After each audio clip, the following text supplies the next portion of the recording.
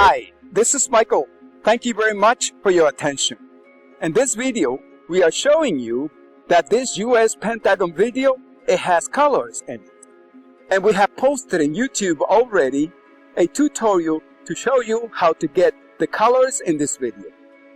And the reason why this US Pentagon video, it has color in it, it is because the infrared camera that filmed this video, in its processing system of converting a heat signature into an electronic signal that then can be converted into an image, it has the option to produce this image in a black and white file format or in color. So in this video, the color option, it is still embedded in it. And these are not just plain colors that we are showing you. These are infrared colors. And these infrared colors reveal the fact that this event, it is a very powerful reality.